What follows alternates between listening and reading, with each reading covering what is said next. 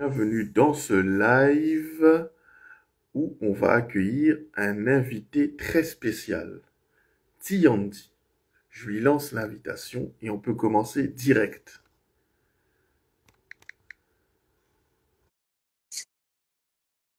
Alors, j'espère que tout le monde va bien.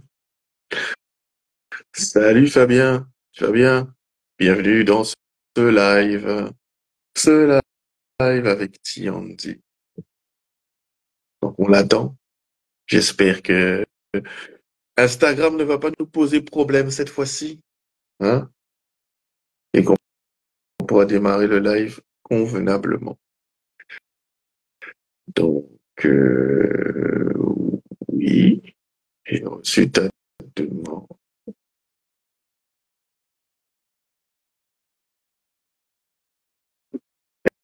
Est-ce que ça va fonctionner? Je sais pas. Instagram fait des trucs bizarres parce que j'accepte. Ouais, je lance. Ouais, j'ai accepté aussi. Mais c'est bizarre. J'ai accepté aussi, mais c'est bizarre, ça met, ça fonctionne pas. Je te vois pas, je t'entends pas.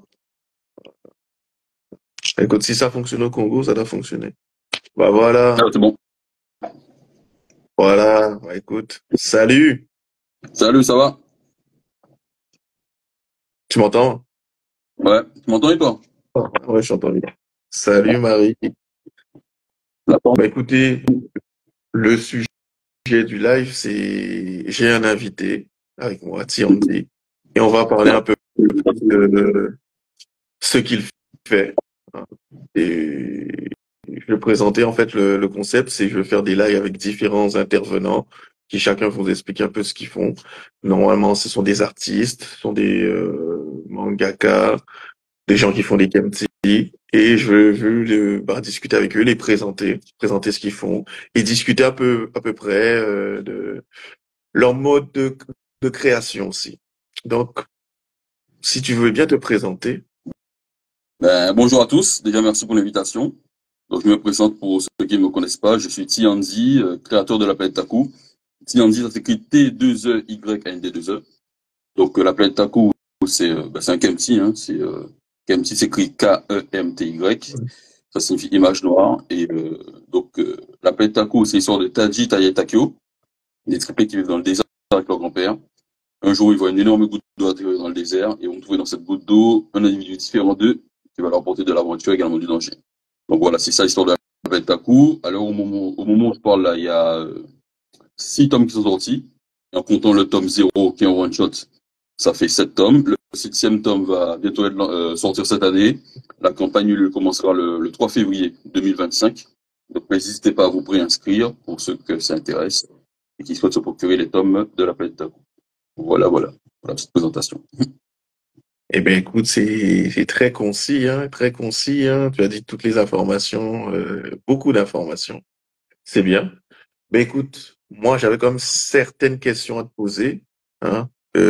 Déjà, moi je voulais savoir premièrement euh, depuis quand justement tu es un artiste, on va dire que qui fait ce que tu fais. Quand est-ce que ça a commencé? Et Alors surtout, ça a qu'est-ce qui commencé, t'a motivé? Qu'est-ce qui t'a hmm, motivé? Qu'est-ce qui t'a c'est motivé? motivé. Ok, alors ça a commencé en 2009, c'est-à-dire que vraiment le vrai projet, avant que ça devienne la planète à coup, c'est-à-dire l'enfant de désert. À la base, c'est un court-métrage que je devais faire quand j'étais à l'école, hein, encore à l'école. Comment ça s'est développé. J'ai voulu en faire un court-métrage par la suite, vers 2014. Mais comme tout le monde le sait, ou bien, ils ne savent pas, ça coûte très cher de faire un court-métrage, c'est beaucoup d'argent. J'ai pas réussi à avoir les fonds. Donc, je me suis dit, bon, comment raconter cette histoire avec les moyens dont je dispose? Donc, c'était le roman. Le roman, je l'ai sorti en 2016. J'ai pu aller au Salon du Livre de Paris et vendre les tomes, enfin, vendre les romans, pardon, le roman. Et par la suite, faire le manga. Et le premier tome du manga est sorti en 2018 et depuis, je sors chaque année un tome. Et pour répondre à l'autre question que tu m'as posée, qu'est-ce qui m'a motivé à faire ça? Ben, je suis guadeloupéen. Et en Guadeloupe, faut savoir que ben, moi, je voyais passer mon temps à voir quand j'étais psy, ben, des gens qui se plaignaient du manque de diversité dans la littérature et l'audiovisuel français.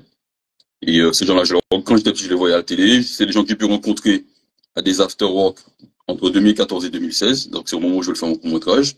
C'est eux que je suis allé voir en priorité pour faire mon court-métrage. Vu qu'ils s'en plaignaient, ben, je me dis, bon, est-ce qu'ils vont soutenir mon projet et tout? Nada. Donc j'ai pu le faire moi-même. Voilà, voilà. Mais c'est ce qui m'a motivé. Et ben, les gens qui m'ont motivé, ben, c'est pas eux qui m'ont soutenu pour mon projet. Tout simplement. Et ça m'a pas empêché de le faire moi-même. Voilà. Oui. Et donc, on peut dire qu'en fait, tu as voulu répondre à une espèce de frustration. C'est ce que je Ouais. vois quand même beaucoup chez les artistes afro. Ce Ouais. qui les motive parfois, c'est vraiment, il y a une frustration de ne pas avoir suffisamment de Comme ça. personnages qui leur ressemblent ou que leur culture soit représentée. Il y en a qui disent ça, mais non. Moi, j'ai plus. Oui, ils le disent, mais ils regardent, on va dire, ils regardent quand même d'autres œuvres qui n'ont pas justement ces éléments-là dedans. C'est ça, Ils c'est ça. préfèrent d'autres, Ouais, soutenir ça d'autres dépend. œuvres. Exactement. Moi, ce que je peux dire, c'est que déjà, ceux qui s'en plaignent le plus, Mhm. c'est pas ceux qui soutiennent c'est pas ceux qui soutiennent la priorité. Ouais. Et, j'ai plus l'impression que c'est une posture, une façon de se plaindre, passer son temps à se plaindre d'un Ouais. truc.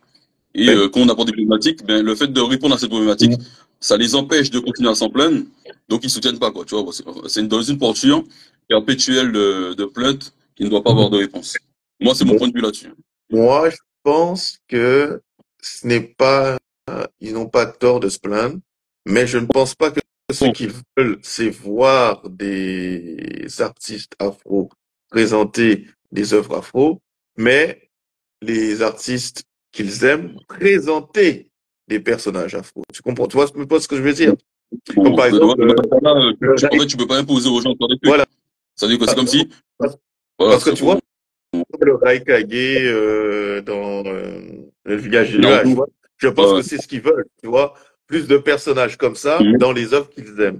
Mais pas vraiment des œuvres comme ça, tu vois. Oui, 100%. mais bon, ouais, mais ça fonctionne. Oui, mais du coup, c'est une fausse problématique. On est d'accord que si c'est ça leur, parce que, Oui, en oui. général, si tu te plains de truc, il y a une solution qui est apportée.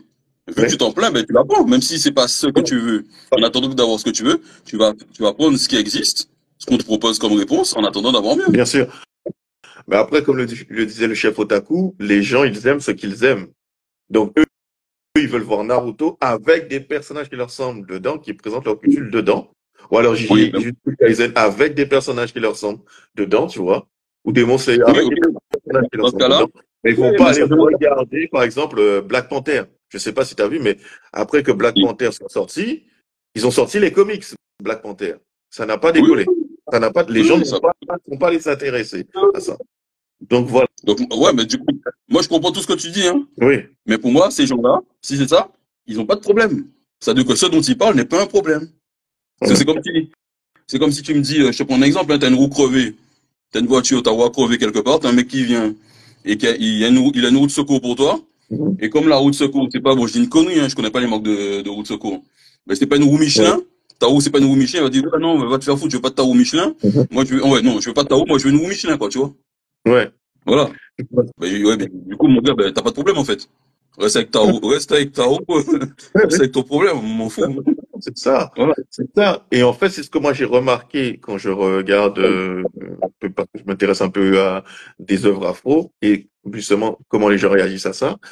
Et pour moi, c'est ce qui se dégage. Ce n'est pas forcément qu'ils veulent des œuvres afro, c'est qu'ils veulent des personnages afro avec leur culture dans des éléments qu'ils aiment. Par exemple, moi, je suis sûr que si te sors un Disney 100%, ça se passe en Afrique. On n'a pas encore eu de princesse Disney africaine. Hein.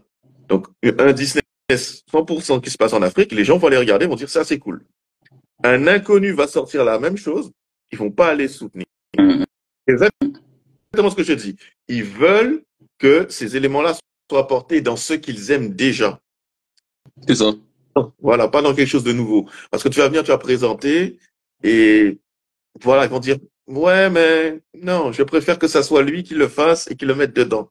C'est ce que moi j'ai constaté. Oui, oui, mais tu vois pas que c'est, ouais, mais tu comprends la logique, hein, et parce que je suis d'accord avec toi. Mais est-ce que pour ces gens-là ont un problème? Pour moi, ils ont un problème, ces gens-là. Oui, oui, on peut dire que c'est problématique. Ah oui. Parce en fait, ce qu'ils disent, c'est pas ce qu'ils veulent. C'est pas qu'ils veulent des personnages afro avec des œuvres afro.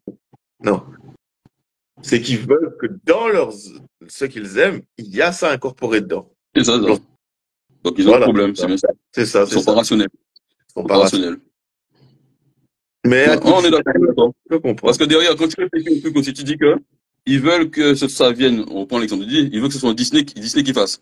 Mais Ouais. Disney, c'est qui dirige Disney? Disney, c'est pas des afro-descendants, hein, les patrons de Disney, hein. Non? Voilà. Donc, ils veulent donner du pognon Ouais. à des gens qui sont déjà bien blindés, bien riches, et Oui. voilà. Donc, enfin, bref.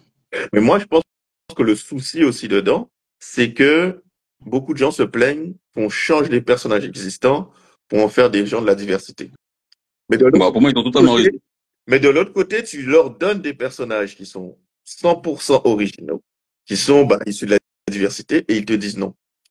Mais en fait, ça, je comprends. Parce qu'on revient à ce que je disais, créer une nouvelle licence, c'est dur. Mais les gens qui connaissent Oui, déjà c'est la différent. licence, ils vont plus facilement aller dedans. Donc, c'est plus facile de changer l'ethnie de quelqu'un qui est déjà connu Ouais, dans une mais grosse bon, licence. moi, Que bon, créer une nouvelle pour moi, licence. c'est de la fainéantise et de la facilité. Ouais, ouais, je suis C'est de la d'accord. fainéantise. Ah, bah Je oui. suis À tous les d'accord. niveaux, c'est de la fainéantise. Oui, oui, je suis d'accord que c'est parfaitement de la fainéantise. Mais justement, vu qu'on parle de défi, je pense que te lancer dans l'aventure la planète Taku, c'était un vrai défi. Et voilà, j'ai deux questions pour toi. Euh, Quelle est la chose la plus difficile pour toi, tu diras dans ton parcours, qui a été la plus difficile? Et de l'autre côté, quelle est la chose qui t'a, pour toi, apporté plus de gratification dans ce parcours que tu as fait? Ok, donc je vais répondre aux deux, j'essaie de répondre aux deux chronologiquement. Donc la première, qu'est-ce qui a été le plus dur pour moi? Oui, Ouais, je vais pas, c'est l'aspect financier. Pour moi, le plus ouais, dur, c'est l'aspect financier. Et aussi de me rendre compte, mais ça c'est plus au niveau émotionnel, c'est-à-dire que la problématique à laquelle je voulais répondre, me rendre compte que c'est ceux qui s'en plaignaient, c'est pas ceux qui ont adhéré à mon projet ou qui ont lu. C'est-à-dire que moi, je dis au départ, quand je suis arrivé à la Planète Taku, enfin, quand j'ai sorti le tome à Japan Expo, ouais, les personnes qui rigolaient quand ils voyaient des personnages affichés des mangas, c'était les cubes là, hein. C'était les noirs, hein. ouais, C'était pas les blancs, hein. C'était les noirs qui se tapaient des barres. Quand je les voyais passer là, je les voyais rire et moi ça m'a choqué, hein. Ça m'a marqué ça, hein. Et ouais. de voir aussi, et les afro-descendants qui venaient acheter et qui, eux, ils étaient à fond dedans, ils voyaient un manga avec un personnage afro et tout, ils étaient en kiff. C'était les Anglais afro et les Afro-Américains. Eux, ils arrivaient, à much, je leur disais que le truc était en français, comme mon manga était en français, c'était pas en anglais. Les gars, ils en avaient rien à foutre, ils étaient là, how much, ils me donnaient l'argent, ils prenaient le truc, ils parlaient pas un mot français, mais ils avaient soutenu, quoi. Et c'est là que j'ai compris aussi que la mentalité afro-française et afro-anglaise, Mhm. il y avait un fossé entre les deux, c'est un truc de Oui, malade. c'est énorme parce que quand même aux États-Unis, ils sont quand même dans une mentalité de quête identitaire. Ils se Exactement. recherchent, ils se C'est soutiennent ça. beaucoup. Alors qu'en France, c'est complètement différent, ou même si tu veux aller en Oui, Afrique, c'est complètement ça n'a différent rien à aussi. voir.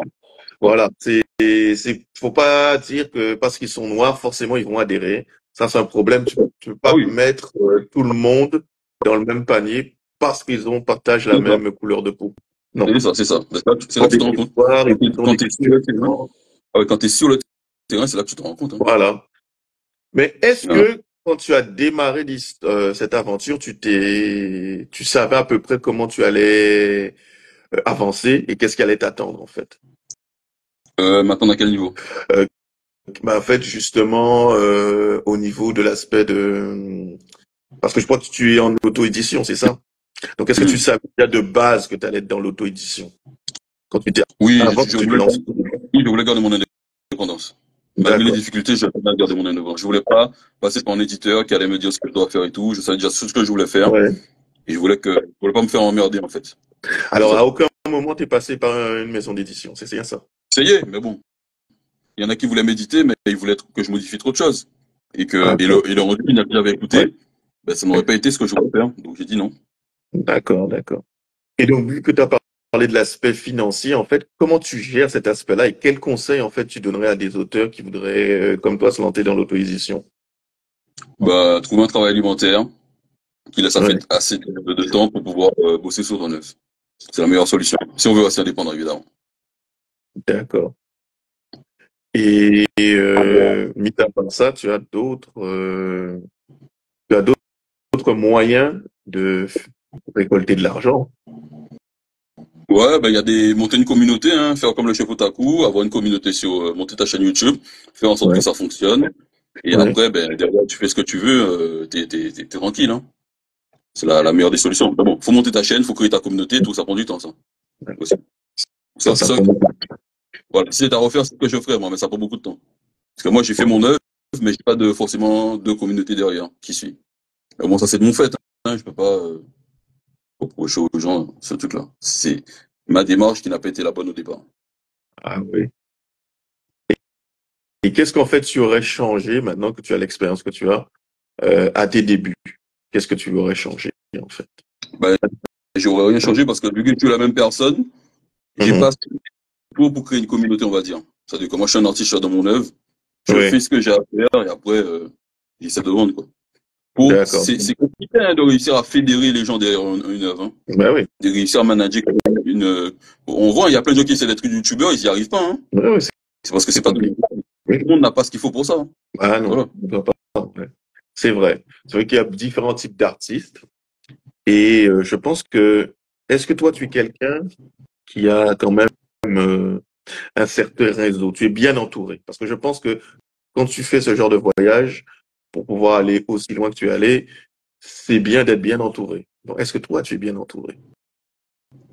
Alors, je dirais pas que je suis bien entouré, je dirais plutôt que l'acharnement que j'ai dans ce que je fais Oui, fait que certaines personnes dans mon entourage, à un moment donné, m'ont soutenu. Je vais plutôt dire ça comme ça. d'accord. Voilà. Ben, écoute, Je suis ça pas c'est tout ça dans bien. mon entourage. Voilà. Je vais pas te mentir, ça c'est bien. Ça c'est important. Je pense que pour les artistes, quand ils commencent, c'est que c'est sérieux d'être bien entouré. Parce que quand tu es mal entouré, c'est compliqué. Parce que surtout quand tu vois que ça donne pas les résultats que tu veux. Donc être bien entouré, ça t'aide énormément. Et ça peut t'aider à aller ben, bien plus loin. Ah, totalement, totalement, totalement, totalement, ça aide. Mais ouais, on va dire, j'ai des amis, quoi. J'ai des amis qui, ouais. Et surtout, il y a même des amis qui, genre, c'est un truc dont je me rappelle même pas. Ils m'ont dit que j'en parlais depuis le collège. C'est un truc dont je parlais depuis le Ouais. collège. Et vu qu'ils m'ont vu faire, ben ouais, ils ont dit, ah ouais, le gars, il a dit ça, il est en train de le faire et tout, vas-y, quoi. Voilà. Mais, Ça, il n'y a pas beaucoup de gens qui croyaient en toi. Donc c'est ça. Ouais. Tu parles beaucoup, mais il n'y a pas le résultat qui est derrière. ouais, c'est Et ça. Là, sauf que là, ils ont vu, ils ont dit, ah oui, le gars, il a dit ça. On était au collège, lycée, pas, il en parlait. Là, on est un adulte, il le fait. Vas-y. Donc, ben oui, là, les preuves sont là. Mais exactement.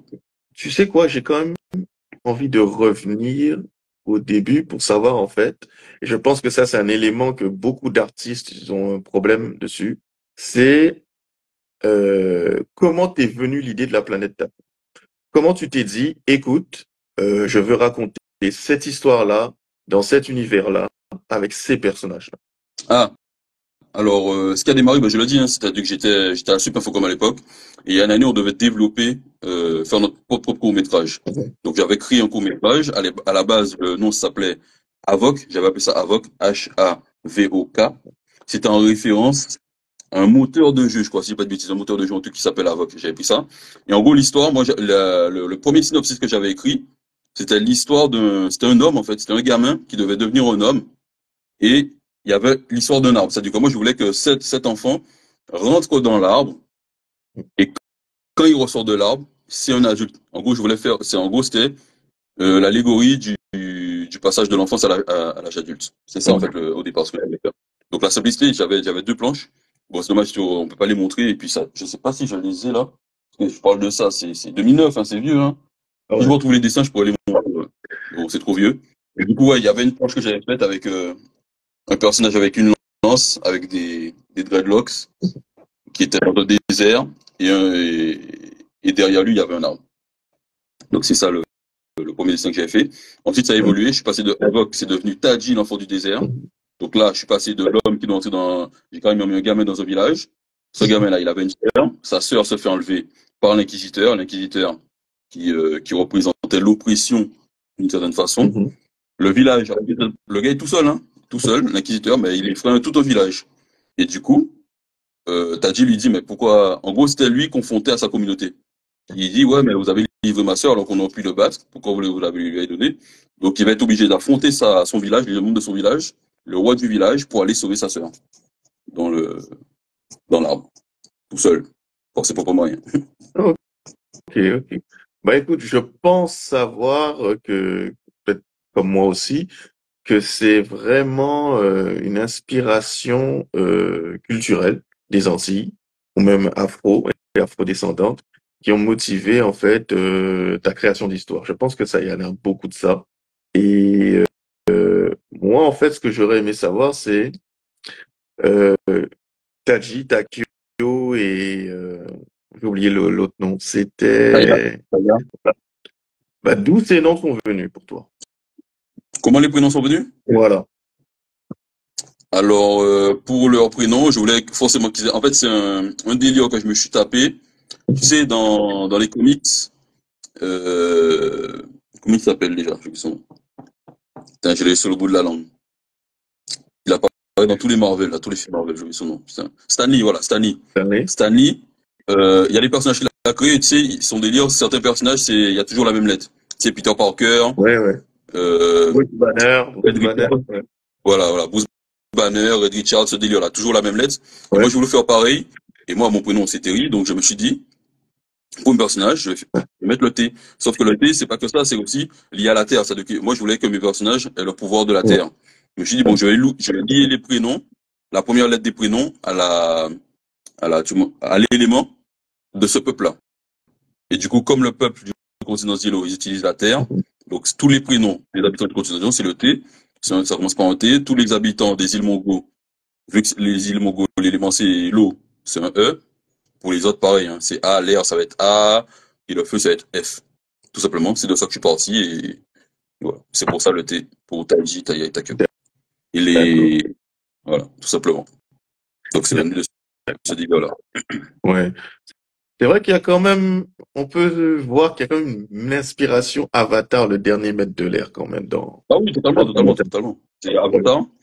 Et, euh, mais je voulais vraiment partir de la terre. Moi, c'était vraiment l'élément de terre que je voulais développer. Partir de la terre, faire l'eau. Et comme dans Avatar, justement, les méchants, on va dire les grands méchants, c'est ceux qui utilisent le Ouais. feu. Moi, j'ai pris l'eau, j'ai inversé. Bêtement, j'ai dit, bon, les méchants, ça va être ceux qui utilisent l'eau, tout simplement. Voilà. Voilà. Et moi, je peux te poser la question, en fait, pourquoi la Terre? Pourquoi la Terre? Pour voir la terre, parce que moi, j'ai vécu en Afrique, je suis allé au Bénin.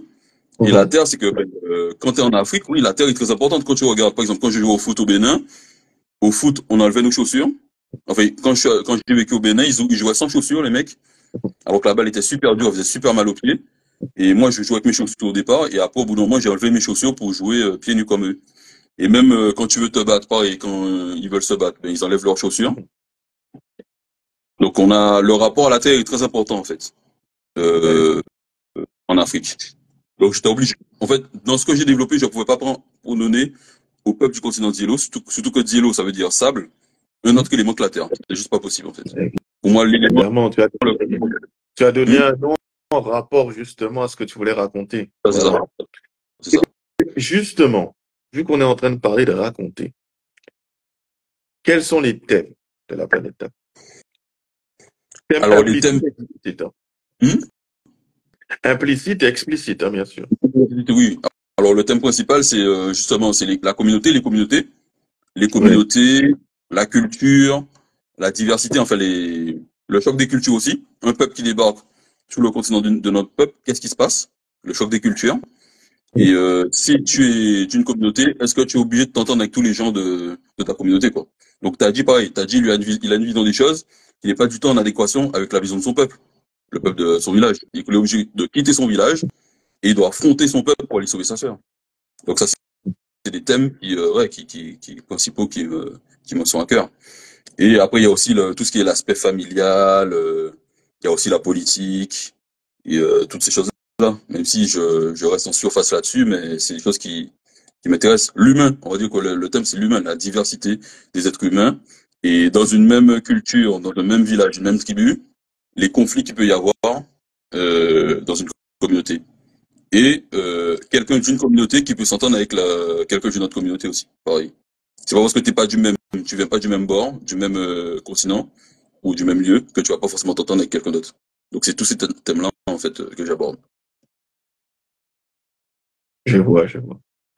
Et ensuite, parlons un peu des personnages, moi, j'ai envie de te demander comment tu es arrivé aux 3 personnages principaux. Et deux autres questions, c'est, toi, qu'est-ce J'ai qui pas est bien le plus... entendu. Il y a un mot que j'ai pas entendu dans ta question précédente. En fait, je te demandais, en fait, comment tu es arrivé à avoir créé 3 personnages. Ok, Pourquoi ok. 3 personnages? Et surtout, quand tu crées tes personnages, qu'est-ce qui est le plus compliqué? Tu dirais le plus compliqué. Et tu vois, un peu le plus simple aussi. Ok, le plus compliqué. Donc tu m'as posé le plus compliqué. Par quoi je commence pour les personnages et pourquoi j'ai créé 3 personnages. Donc, à la base, c'était que Tadji que j'ai créé. Il y avait Tadji et Taya. Le personnage principal, c'était Tadji. Ensuite, ça c'est quand mon univers, c'était encore Tadji, l'enfant du désert.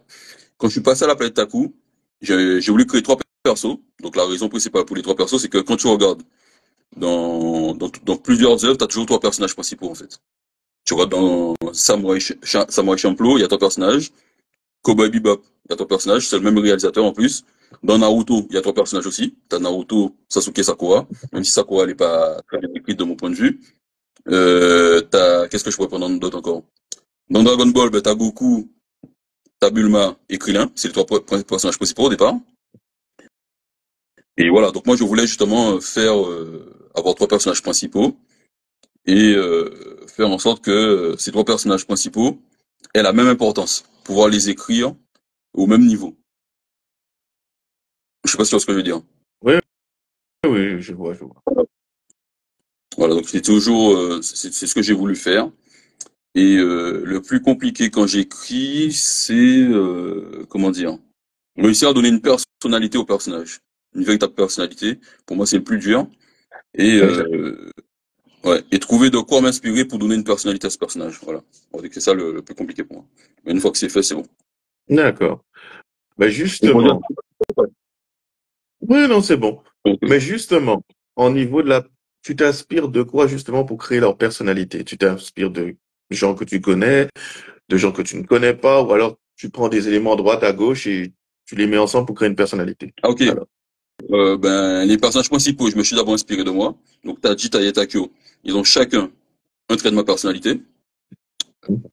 Tiro, le grand-père, je me suis inspiré de mon grand-père, le physique, parce que mon grand-père est mort en 2014. Et donc, c'était pour lui rendre hommage. D'ailleurs, c'est le personnage le préféré de tous les lecteurs de la planète Taku. Je m'y attendais absolument pas hein, quand j'ai créé ce perso-là, je m'y attendais absolument pas. Et pour d'autres persos, on va dire, ben, il y a des gens qui, dans le réel, qui ont pu me faire chier à un moment donné, pour me casser on va dire les glaouis, pour rester poli. Ben, je me suis inspiré d'eux pour en faire des antagonistes, tu vois. Des antagonistes, voilà. Là-dedans. Et je me suis inspiré d'amis aussi pour certains personnages et voilà. Et puis il y a des fois, ah bah oui très bien. Pour une anecdote pour un personnage, c'est Spiridius. Donc avant qu'il soit Spiridius, c'était l'inquisiteur dans Tadji l'enfant du désert. oui. Et ben j'arrivais pas à designer ce personnage. Enfin à trouver une tête qui me convenait. Et à l'époque je travaillais pour une réalisatrice, je faisais des storyboards pour elle, pour ses films. Et elle m'a invité un jour à voir un de ses films sur lequel j'ai pas bossé. Et parce qu'il allait être projeté, donc je suis allé. Et à ce moment-là, j'avais cette problématique du personnage, j'arrivais pas à le créer.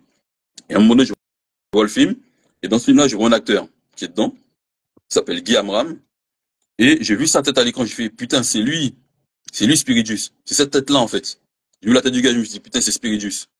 Et le gars, l'acteur, il était dans la salle à ce moment-là. Je suis allé le voir, je lui ai parlé de mon œuvre, et je lui ai dit est-ce qu'il m'autoriserait à utiliser sa tête pour le personnage. Il m'a dit de lui envoyer le scénario et que si le scénario lui plaît, ben, qu'il me dira oui, y a pas de souci. Donc j'ai envoyé le scénario, il a lu, il a kiffé de fou, et il m'a donné l'autorisation, et normalement il devait faire la voix d'ailleurs de Spiritus, en fait de l'inquisiteur. Et il a un fils, faut savoir qu'il a un fils, et son fils à la base devait faire la voix de Taji, si je dis pas de bêtises, il devait faire la voix de Taji, ou de Takio, je sais plus lequel, et sauf qu'il était petit hein, à l'époque. Hein. Aujourd'hui, c'est un ado, et donc sa voix mue et tout. Et du coup, comme c'est une promesse que j'avais fait à son fils, du coup, son fils ben, fera la voix ben, de Spiritus ado. Parce qu'il y a, il y a dans le tome 1, je raconte l'histoire de Spiritus quand il est adolescent.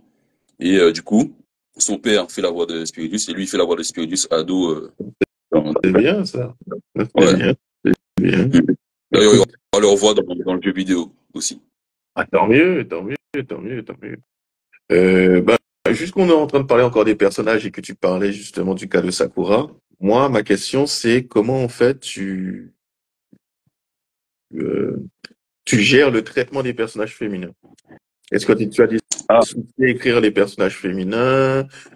Et si c'est un souci, ben écoute, dis-le nous. Sinon, écoute, c'est quoi? explique-nous un peu comment Attends, tu fais avec les personnages féminins.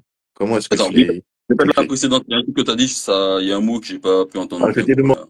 Voilà. je t'ai demandé en fait, comment est-ce que tu faisais pour écrire les personnages féminins? Est-ce que ça te posait un problème ou pas? Si ça Ah, te pose un problème, écoute, de nous les expliquer. Et je vais peut-être rebondir dessus. Si tu n'en as pas, explique-nous le procédé justement que tu utilises pour pouvoir faire un personnage le féminin. procédé, il est simple.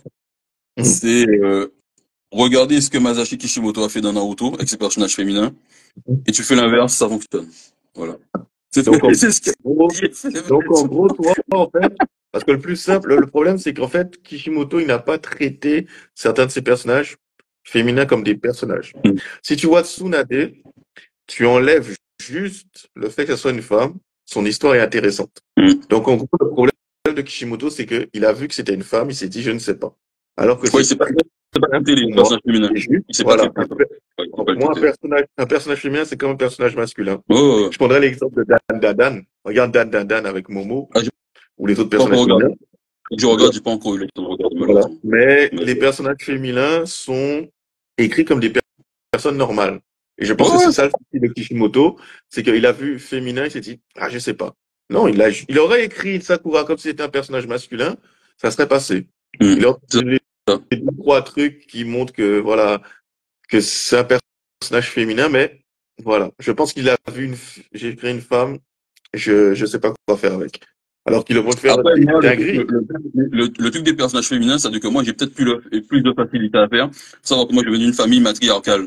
Ouais. Avec des, et dans ma famille, il y a vraiment ma grand-mère, c'était une personnage, enfin, elle avait un caractère très fort, quoi, très dur.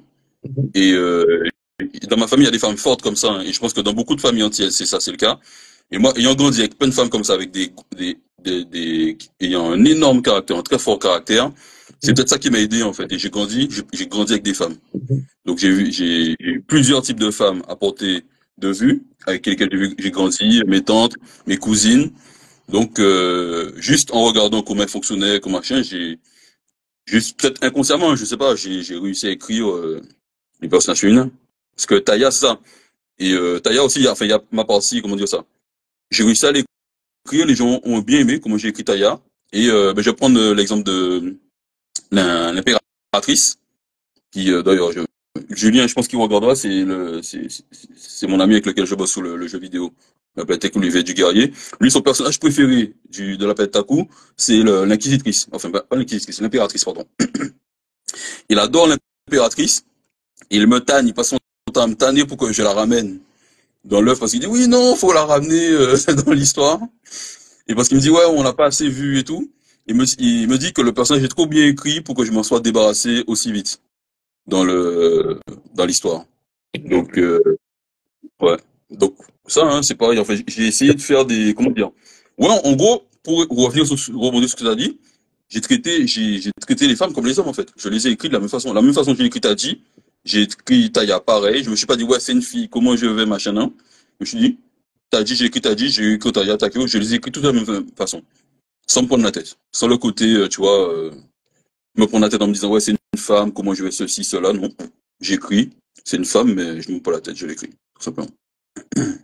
Et justement, vu que tu as trois personnages principaux, est-ce que ce n'est pas trop compliqué de pouvoir les développer tous les trois? Parce qu'on sait qu'en fait, dans une œuvre, on met le moins de personnages pour qu'il y ait plus de place pour le développement. Et plus il y a de personnages, moins il y a de place pour le développement. C'est ce qu'on voit un peu dans One Piece. C'est qu'on a un gros équipage, mais la plupart d'entre eux, ben, ils sont pas de développement. Ils sont là, tu sens qu'ils sont là parce qu'ils doivent être là. Ça. Tu C'est des vois? personnages Parfois qui même peuvent être au dernier tués. Regarde, départ. ça revient. Ouais. C'est des personnages qui auraient pu être tués. En fait, ils existent pour vendre des figurines, ces personnages-là. Il y en a plein. Donc Je dirais pas cela dans ce ah, sens-là. Je dis juste que dans l'art qu'ils racontent, peut-être qu'ils servent à rien. Ils servent pas à grand chose. c'est C'est pas ça. qu'une question dans l'art, plus la présence de ces personnes. En plus, t'as de redondances, hein. Quand tu regardes, par exemple, Sanji et comment il s'appelle, là, le squelette, là, j'ai oublié son nom. Brooke? Ouais. Ben, les deux là, ils sont interchangeables, ces deux personnages-là. Hein. Honnêtement, hein, dans One Piece. C'est les deux personnages, c'est les mêmes. Moi, Tu vois. je dirais que c'est Après, interchangeable juste parce qu'ils ont j'exagère. le gimmick de pervers, tu Voilà, vois. une de pair, oui. Mais Mais dans la tu peux vraie prendre les deux, vie, t'en mais dans un la perso. vraie vie, on Hmm. est d'accord que dans la vraie vie, Ouais. tout le monde n'a pas un gimmick. Parfois même, on a la même personnalité ou certains traits de personnalité, tu vois. Ouais, je suis d'accord. Donc pour moi, Je suis d'accord. c'est pas important. C'est pas un problème parce que ce serait un problème si ils ont tous des personnalités différentes, bien Hmm. distinctes. Et moi, je dirais, mais comment ils font pour être amis, tu vois? Parce qu'ils sont tellement différents que, voilà. Alors que quand vous êtes amis, vous avez des stress similaires. Il y a des choses qui vous rassemblent. Donc moi, ça me pose pas de problème. Mon problème, c'est juste que le personnage, il est là. Comme par exemple le personnage de Robin. On sait à quoi il va Hmm. servir, mais dans la plupart des arcs, elle est là, je te dis, Ouais, ça. voilà, ça sert pas à grand chose. Ouais, ça. Et c'est ça le souci que je vais te poser, c'est de quand d'avoir trop de personnages, t'as pas ce souci-là d'avoir trop de personnages dans tes histoires que tu peux développer. Non, j'en ai pas, non. Parce que justement, je me restreins. Je vais passer, pour moi, c'est une erreur de d'Oda. Après, voilà. Son manga cartonne, il est très riche, il est bien, il a beaucoup de besoins, il est bien. Mais moi, j'ai vraiment du mal à traiter, énormément de personnages comme ça. Donc, je me restreins. Pour moi, je vais pas au-delà de 7 personnages. Mhm. C'est-à-dire que le personnage principal et les autres, ça doit faire 7. J'irai pas au-delà de 7, tu vois. C'est-à-dire que, pour moi, il y a des nombres magiques, au-delà desquels il faut pas aller. C'est les nombres magiques. Donc, c'est 3, le chiffre 3, 7, 9 et 12. C'est les chiffres à vraiment pas dépasser, quoi. Donc, une bande de potes, c'est, dans un manga, 3 personnages, 7 grands max, pas plus. Après, Mhm. soyons fous, si tu veux être fou, ben 9, 10, 12. Mais aller au-delà de 12, c'est de la folie. Déjà 12, 9, c'est énorme. Ouais. Donc, moi, j'irai pas au-delà de 7, première chose. Et un personnage qui me dérange, c'est que, imaginons que j'ai bien traité un personnage Mhm. dans une histoire. Si le personnage, il a fait ce qu'il avait à faire et que je ne sais plus comment le traiter dans la suite de mon œuvre, bah moi je le tue en fait. Je me prends même pas la tête, je le tue. Il ne sert plus à rien, voilà, il a rempli sa mission, voilà, tu meurs. Ah, tu l'envoies même pas à la retraite, quoi. Même pas tu l'envoies dans un autre endroit. Il revient à la fin, toute fin de ton histoire. Tu sais, quand la fameuse Ah oui, bataille non. finale où ils reviennent tous. Non, non, Non. ils reviennent pas, non, non, je fais pas de voir là, Non, non, non. l'autre, non, direct, tu le Ah oui, tues. je le tue. Tu dis, ah, c'est bon, ta vie, c'est fini, là, Ouais. ça sert à rien. T'as rempli ta mission, allez, Eh, tu meurs. dis pas, non, non, tu l'envoies même pas dans une ferme, cultiver des betteraves, des ignames. Non, Non, non, direct, tu non, le tues. non, parce que justement, si je fais des betteraves et je dois le faire dans les betteraves et dynam, c'est du temps écrit sur mon personnage qui me sert plus à rien. Donc moi, je te Non, tue en fait. tu dis juste que Ah oui. dans un dialogue, ouais, il est en train de cultiver des ignames là-bas, c'est tout. C'est un dialogue que j'aurai à faire. Alors que si je le tue, il est mort, c'est fini, j'ai rien à dire sur lui. Il est Euh, mort, il est mort. Oui, je sais, Basta. mais t'es pas obligé de le tuer. Tu peux le laisser vivre sa vie en hors champ. Non, justement. Ça, c'est un truc que j'ai appris de George R. Martin. Les personnages comme ça que tu as très bien écrit, Oui. faut les tuer. Faut les tuer parce que ça marque le lecteur. Et les lecteurs, justement, ils veulent que ces personnages-là qu'ils ont marqués reviennent. Et justement, et c'est là que tu me rends compte que ça fonctionne parce que c'est exactement ce que j'ai fait avec l'impératrice. Et mon ami Julien, là, ouais, il me tanne pour que je la ramène, mais bon, je sais pas si regarde les inconvénients, me dire, Écoute, truc, toi, mais c'est non, un Georges R. Martin, c'est pas. Ok. Mais voilà, justement, vu qu'on parle de personnages, quel est ton personnage préféré et le personnage que tu détestes? Et pourquoi? quel personnage que je, ah, il y a ma mère qui est en train de regarder. Ouais. Je réponds. Donc, quel personnage que j'adore et quel personnage que je déteste? Oui. Alors, j'aime tous mes personnages et j'en déteste aucun. Je déteste pourquoi? Je suis incapable d'écrire un personnage que j'aime pas. Donc, Mhm. même, comment dire ça, les antagonistes, je les adore. C'est-à-dire que moi, il faut que j'aime mes personnages pour pouvoir écrire sur eux. Si je les aime pas, j'ai vraiment du mal à écrire sur eux. Je pourrais pas. Donc, je les aime tous en fait. Même ceux inspirés des gens qui m'ont fait des choses et que j'ai mis dans mon manga pour me venger d'une certaine façon, moi, je les adore. Parce que ça a été un plaisir d'écrire sur eux, quoi. De les faire venir, de les tuer, tu vois. De réfléchir à comment j'allais les faire mourir, d'une Mhm. façon salade ou pas, tu vois. Comment j'allais traiter leur personnalité. Donc, Mhm. ça, c'est marrant. Non, non, moi, j'aime tous mes personnages. Aussi bien Alors, on va les... changer la question et te dire le personnage que tu aimes le plus et le personnage que tu aimes le moins. Et pourquoi? Ah, c'est Compliqué ça. Le personnage que j'aime le plus, je dirais Eros. Je dirais Eros, c'est mon personnage, le personnage que je préfère le plus. Et le personnage que j'aime le moins, on va dire le roi du village. Le roi du village qui est d'ailleurs inspiré de moi, il a ma tête, hein, le personnage. Bon, je le dis maintenant parce qu'il y a les gens ne s'en étaient jamais rendu compte, mais j'étais à la Saint-Laurent en septembre 2024, là, et il y a un gamin, franchement, ça m'a choqué, hein. Je crois qu'il était en primaire ou maternelle, et j'avais amené les tomes de la planète Taco. Et il y a un enfant, ouais, il avait pas plus de 7 ans, hein. Il avait encore entre 4 et 7 ans, grand max. Et il vient, il me voit avec le tome, pendant que je parle, il me dit, il est au roi de la case, il me dit, mais c'est vous, ça? Ça m'a choqué. Je me suis dit, mais comment, à cet âge-là, le gamin, il a pu se rendre compte, le personnage, que c'était moi, quoi.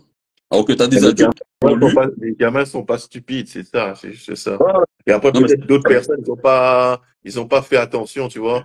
Ils se souviennent pas de ta tête ou ils ont pas bien fait attention, mais ça arrive. ça Mais je arrive. suis sûr que s'ils ont le bouquin là, ils te voient, en fait, c'est toi, ça. Non, non. Oui, non, mais franchement, ils font pas gaffe. Mais lui, franchement, il a vu. Il a vu. Pourtant, je suis resté quoi? Je suis resté avec eux moins de 3 heures, hein. Et je crois qu'il m'a dit ça en moins de 1 heure. Il était en train de lire, il m'a dit, ah, mais c'est vous, ça. Direct. Donc, Ah ouais, oui, t'as des enfants qui ont l'œil, hein. Des gamins, ils regardent, c'est bien, c'est bien. mhm. C'est bien. Mais tu m'as pas dit pourquoi. Tu as choisi deux personnages, mais tu ne m'as pas dit pourquoi. Ah, je t'ai pas dit pour toi. Alors, Eros, j'adore parce que,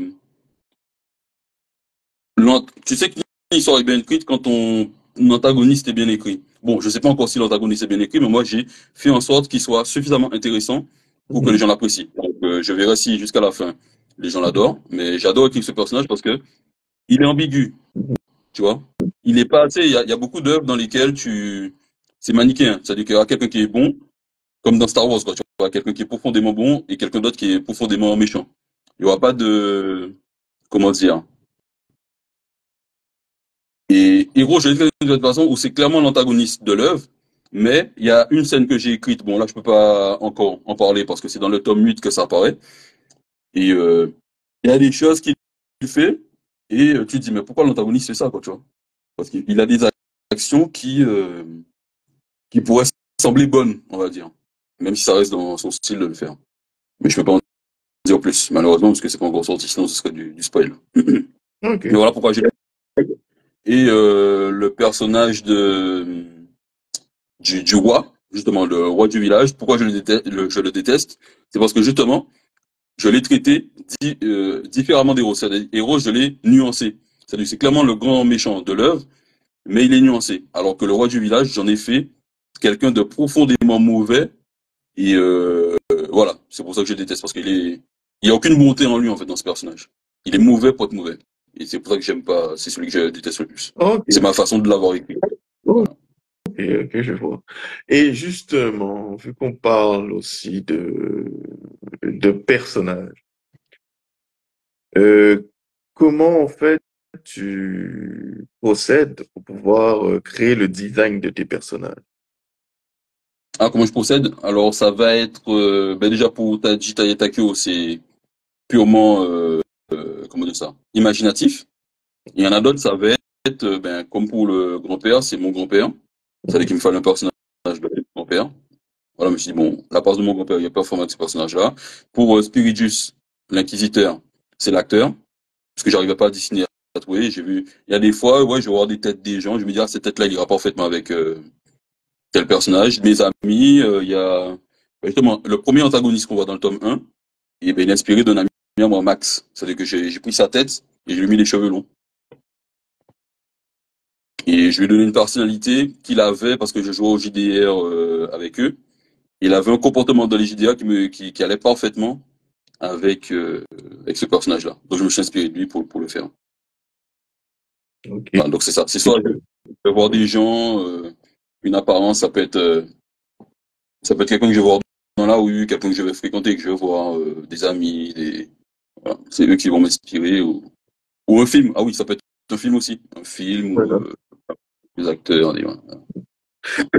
Et et je pense que beaucoup d'artistes ne sont pas au courant, tu effectues un travail de recherche. C'est-à-dire qu'écoute, là, j'ai besoin je sais pas moi, traiter une certaine ethnie, est-ce que tu vas aller faire un travail de recherche pour te documenter sur une certaine ethnie ou plusieurs ethnies, Ah oui, ah oui, ah oui. sur Ben, l'histoire? oui, ben, par exemple, pour les langues, c'est vrai qu'on n'en a pas parlé, mais dans le Pentaco, pour les langues, Oui. pour les langues, je perds mes mots. Pour les langues, à la base, je vais partir du créole. Mhm. Ça devait pas être la langue Larry, ça devait être le créole. Sauf que le truc qui me gênait avec le créole, c'est que je voulais partir aux racines. C'est pour ça que je suis parti de la langue Lari, parce que la langue Lari, c'est une langue d'Afrique centrale. Mhm. Donc, c'est une langue. On retrouve des mots de la langue Lari dans le créole. Donc, il me fallait partir de la langue Lari pour ça.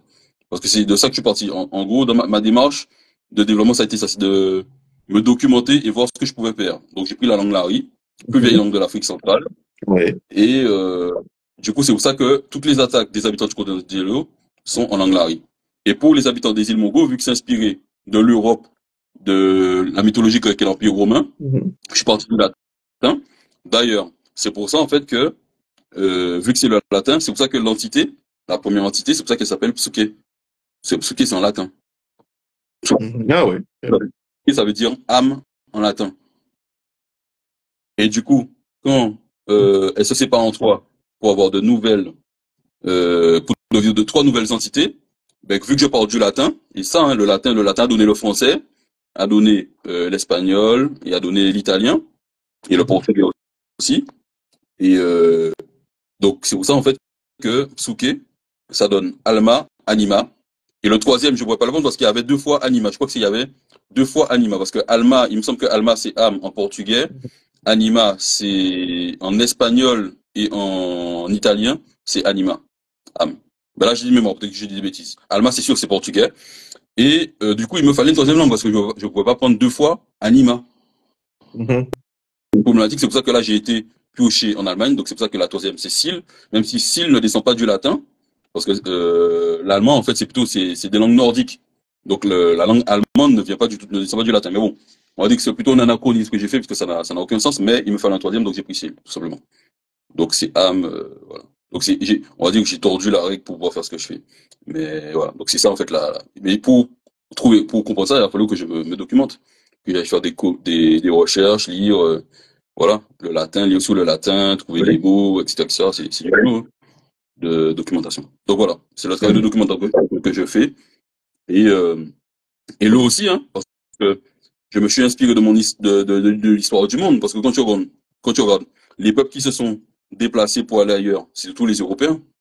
Parce que quand tu regardes les langues qu'on parle aux États-Unis et au Canada, pourquoi ils parlent anglais? Les Anglais sont partis d'Angleterre pour aller s'installer là-bas. Il y avait Oui. les Français, tout ça. Regarde l'Amérique du Sud. Pourquoi en Amérique du Sud, en Amérique centrale, ils parlent espagnol, portugais, et bon, français parce qu'il y a que et espagnol, mais parce que c'est eux qui ont bougé en fait, qui sont allés partout. Donc c'est pour ça en fait justement que dans la planète Taku, les îles Mongo, c'est des îles qui se déplacent, comme l'île Tortue, parce que c'est inspiré de l'Europe, des peuples européens, qui se baladent un peu partout. Donc ça ne pouvait être que l'élément eau pour ce peuple-là. Ça pouvait pas être le feu, l'air ou tu vois. Je vois. Bien. Alors, moi, ma question l'autre, que j'aurais pour toi, c'est est-ce que tu as démarré d'un fil rouge ou est-ce que tu écris à peu près tes histoires au jour le jour? Non, de fil rouge.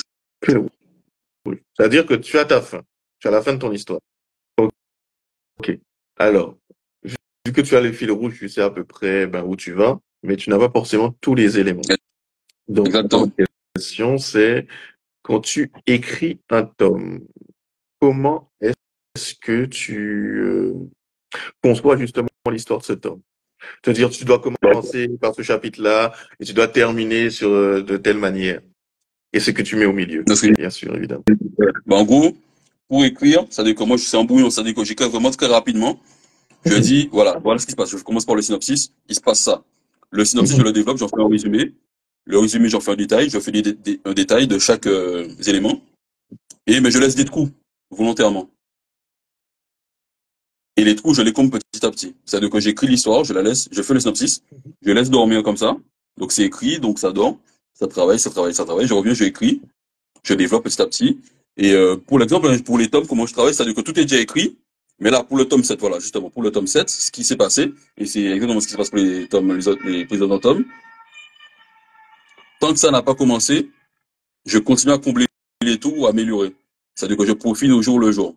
Dès que j'ai de nouvelles idées pour améliorer, je relis, je relis, je relis, je relis, je relis. S'il y a des endroits où je veux rajouter des choses, je vais rajouter des choses. Je rajoute petit à petit. Et même pendant le storyboard, c'est-à-dire qu'après le storyboard, il est fait. Et même pendant le storyboard, je me permets de modifier. C'est-à-dire que je modifie, mais c'est vraiment des petits détails. C'est-à-dire que, en gros, le fil conducteur reste le même, mais c'est des petits éléments qui vont changer petit à petit. Et tant que le storyboard n'est pas fini, je continue de modifier. Et tant que l'ancrage n'est pas fait, je continue de modifier. Donc jusqu'à la fin, je modifie comme ça, petit à petit. Et c'est qu'une fois que le tome est fini, que toutes les pages ont été ancrées, que là j'arrête de bosser le scénario. Mais jusqu'à la fin, ouais, je bosse le scénario. Mais justement, ça t'est jamais arrivé d'avoir une idée, de vouloir la placer, mais tu t'es dit, ah, cette idée, si je la place, ça va détruire carrément l'histoire de cet homme-là, ou même l'histoire en elle-même. Jamais, Jamais. jamais. Il n'y a aucune de tes idées que tu as eues, tu t'es dit, tu peux l'intégrer, tu peux pas l'intégrer. Ça fait pas de sens. Non, au contraire. Tu as toujours à Non. l'intégrer. Oui, ben, un Dans exemple. le sens où ça fasse sens. Hmm? Faut que ça fasse sens dans ton histoire, bien sûr, quand tu Ouais, ben, l'intègres. ouais, ben, un exemple, un exemple. Tout le chapitre 1 du tome 4, Mhm. il n'était pas du tout prévu. Oh. Il n'était pas du tout prévu. Et qu'est-ce qui a fait que j'ai rajouté ce chapitre? Mhm. C'est le fait d'avoir vu le film Tenet de Christopher Nolan. C'est-à-dire que j'ai vu Tenet, j'ai détesté Tenet, hein. J'ai détesté Tenet. Par contre, il y a des idées là-dedans qui m'ont intéressé, j'ai trouvé très intéressantes. Je me suis dit, par contre, je vais les reprendre. Et du coup, j'ai intégré des éléments du chapitre 1, dans le chapitre 1 pour la suite des événements. Voilà. En gros, et c'était pas prévu, et ça coule de source, hein. Je l'ai intégré dans le truc et ça glisse. Ça, c'est bien, ça. Ouais. Parce que tu intègres carrément tout un chapitre dans un tome dans ton histoire, et celui-ci ne le chamboule pas. Donc, je trouve Pas que du c'est tout. bien. C'est-à-dire qu'en fait, il y a assez d'espace pour pouvoir, voilà, rajouter des Mais éléments. Parce que c'est moi, ça. je pense que tu peux pas faire ça dans toutes les œuvres. Moi, je pense que Isayama, il peut pas se permettre ça. Parce qu'il a tellement écrit son histoire avec, comment dire encore, de la planification, que s'il rajoutait des éléments, ça pourrait porter préjudice. Genre, parce que Non, quand tu franchement, c'est pas, as établi, parce que quand t'as déjà établi certaines choses, et là, tu sais, c'est dans la pierre, c'est difficile de le changer. ben, le truc, qui est génial, justement, c'est que c'est jamais écrit dans la pierre. Et moi, je pense, je sais pas comment il a travaillé, Isayama, mais c'est vrai qu'il a tout écrit. Mais quand tu as Mhm. tout écrit, tu laisses quand même, même si le fil conducteur, il change pas, il reste le même, hein, Mhm. mais tu as suffisamment laissé de place, tu vois, comme je fais moi, pour pouvoir intégrer les choses que tu voudras. Un autre exemple, le début du tome 5. Ça veut dire que comment il y a des choses, il y a quelque chose que tu voulais faire. Il y a une scène que j'ai adorée dans Men of Steel, et c'est la scène où, quand t'as Kal-El qui débarque et qui découvre Jor-El, son père, et Jor-El lui raconte l'histoire de Krypton. Ouais. Mais en forme, tu sais, avec la technologie qu'ils ont, ça faisait un peu, ça me faisait penser un peu à du sable, tu vois. Ouais. Ouais. Eh ben, cette scène-là, je m'en suis inspiré pour le premier chapitre du tome 5 de la planète Taku. Parce qu'il faut que je reprenne cette idée-là pour le faire, mais en mode sable. Et justement, c'est pour ça que ben, t'as la grand-mère de Taya qui raconte l'histoire de son, qui lui raconte l'histoire de son grand-père, mais sous forme de sable comme ça, avec des éléments qui changent comme ça. Et ça vient de Man of Steel. Et ça, pareil, ça se dit que je savais pas comment j'allais faire, tant que je l'avais pas fait, je savais pas comment j'allais le faire, hein. Pareil, dans le tome 4, après, à la fin du chapitre 1, il y a quelque chose que je voulais faire, c'était une succession de double pages, mais sans texte, hein, mais juste en vol d'oiseau. C'est-à-dire que 7 pages comme ça qui se succèdent, en fait, je vais vérifier, je regarde. Et en gros, cette succession de double pages, ça, comment dire, ça simulait un vol d'oiseau. C'est-à-dire que tu pars d'un lieu, tu as le dézoom et tout, ensuite tu as des doubles pages comme si l'oiseau part des îles Mongo et retourne au continent d'Ilo. Et une fois que l'oiseau arrive au continent d'Ilo, la scène reprend au continent d'Ilo et on reprend là où ça s'est arrêté. Mais bon, là, je vais essayer de te montrer, tu vois. Ça aussi, c'est un truc important aussi, c'est que vu que le manga, la BD, le Kemsi, c'est un art visuel, le découpage, le séquençage est assez compliqué. Bah, ça. Bah, attends, je vais te montrer là, je sais pas si, est-ce que vous voyez là? On voit ou pas? Tu vois?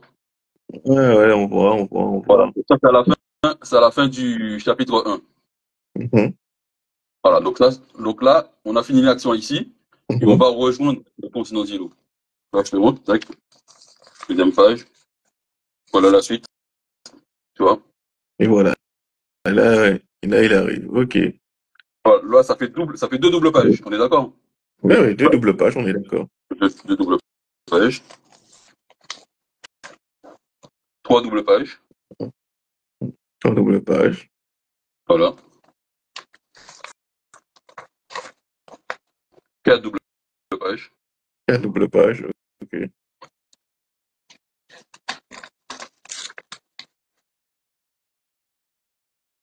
Ok. Cinq.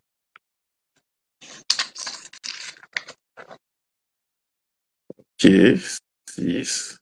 voilà. Donc là, c'est pour rejoindre la scène qui avait été quittée dans le.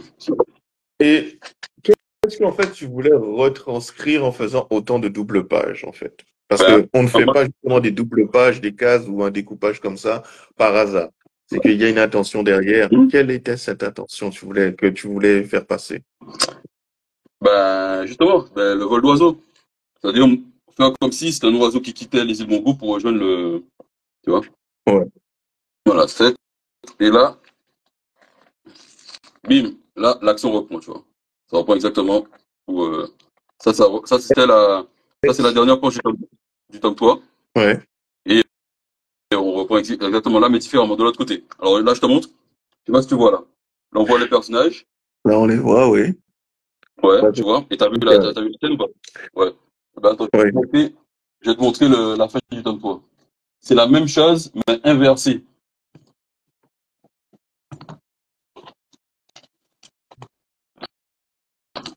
Voilà.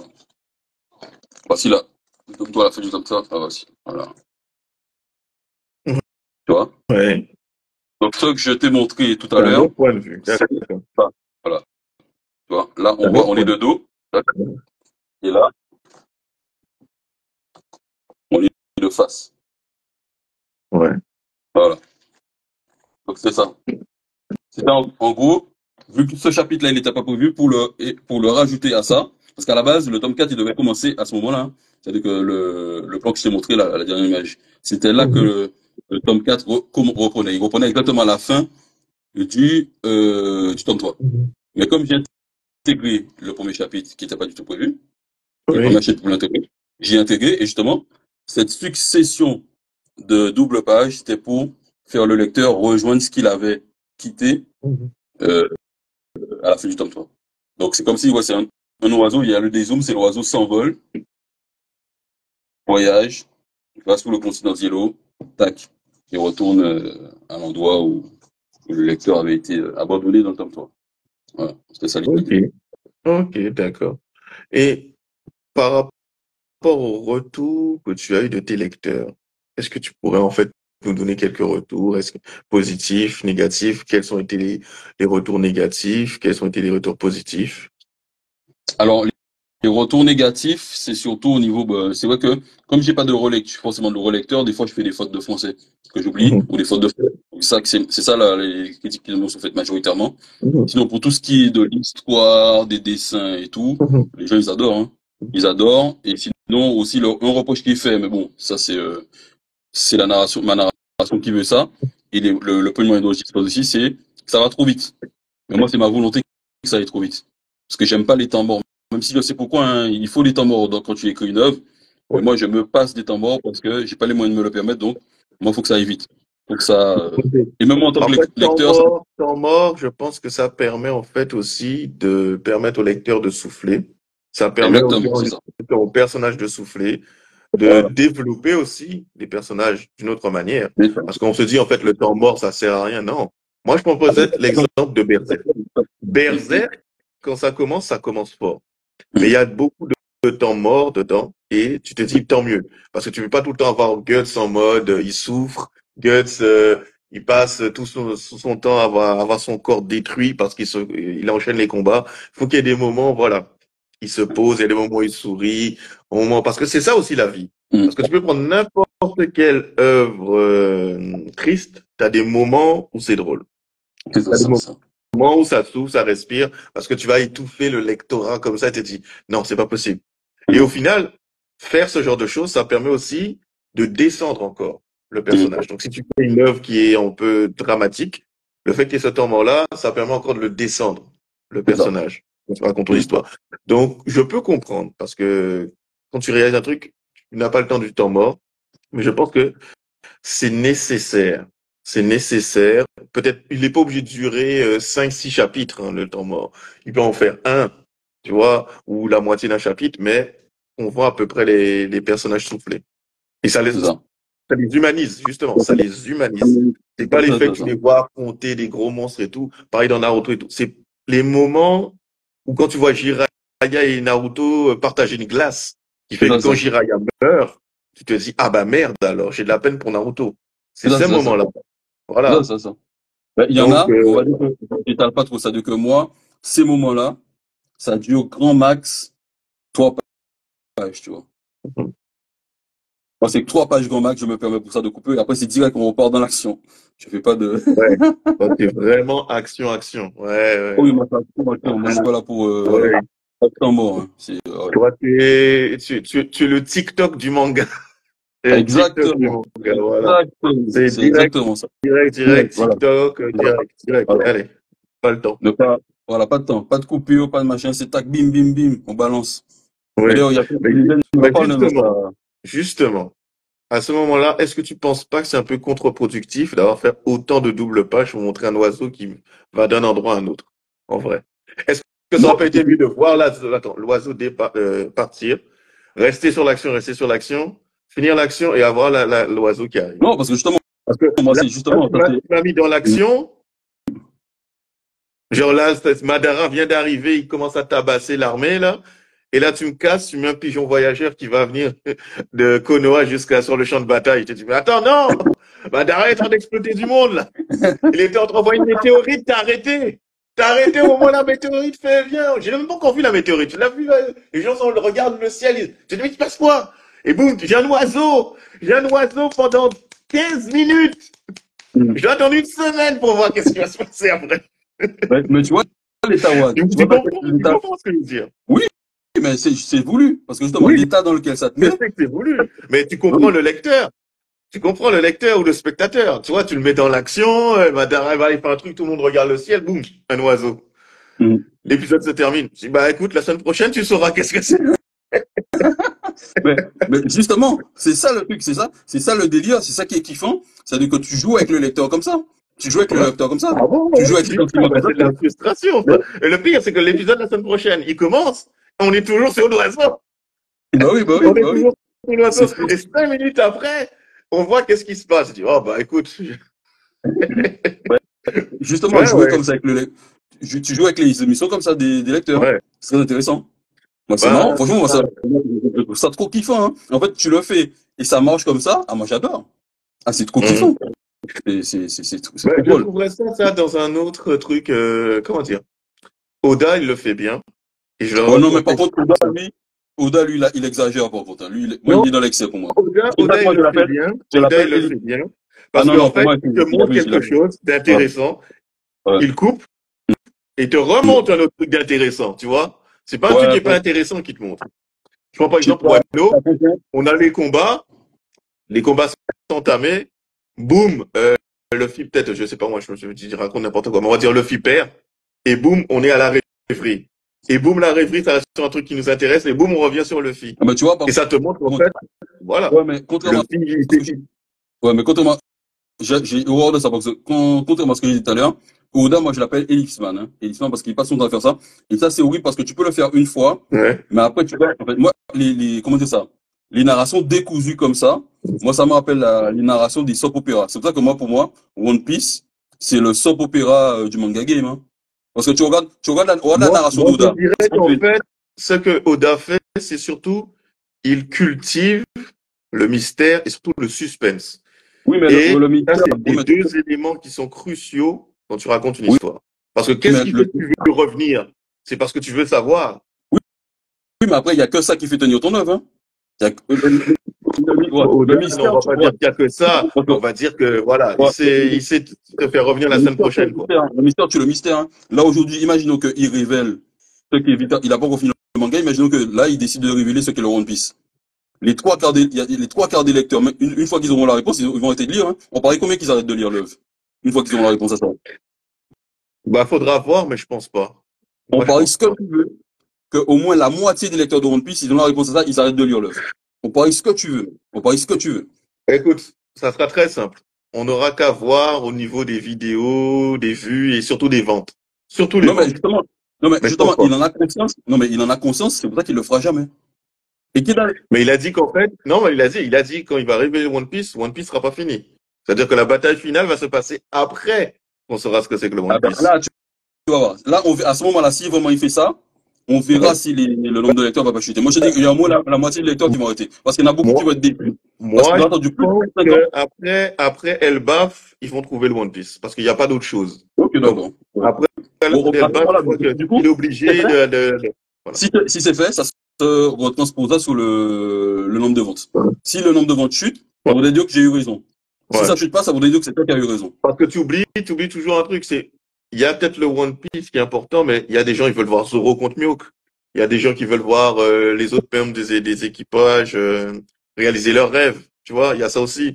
Il y a ceux Oui, aussi mais qui bon. veulent que Luffy foute une raclée à Kainu. Tu vois, il y a ça aussi. Oui, mais Parce que n'oublie pas que ça, c'est One pas Piece la majorité. aussi, il y a C'est pas... beaucoup de border sur la puissance. Pas Ah juste les oui, je suis mystères, d'accord. la puissance. Mais c'est Ils pas, veulent voir les combats. Et effectivement, les mais c'est combats. pas la majorité, c'est pas la majorité des lecteurs, hein. Il y en a beaucoup, eux, tout ce qu'ils veulent, tout ce qu'ils attendent, c'est voir c'est quoi le One Piece. Et on ne Oui, peut bien pas, sûr. tu vois. Donc, mais après, je suis d'accord, Mais il y en a, c'est moi, ça, ma hein, qui question, veulent, c'est, est-ce que tu penses que quand One Piece sera fini, il y aura personne qui va aller revoir One Piece? alors, je n'irai pas jusqu'à dire personne, mais il y a une bonne partie des gens, certains seront déçus, ça c'est obligatoire, regarde. Regarde, l'attaque des Titans. Hmm. T'as vu comment ça a cartonné? Il Ouais, a, ouais, j'ai vu. il a suffi que la fin, t'as vu la fin, comment la fin a déçu, la majorité des gens qui lisaient ça? Oui. T'as Mais vu le bon, tollé que après, ça a tu peux fait? te demander quelles œuvres qui se terminent font l'unanimité. Moi, je te dirais non. Quand tu termines une œuvre, Mais en fait, il y a des gens qui vont te plaire, comme par exemple ton œuvre, hein. Il y a des gens qui seront contents, des gens qui seront déçus.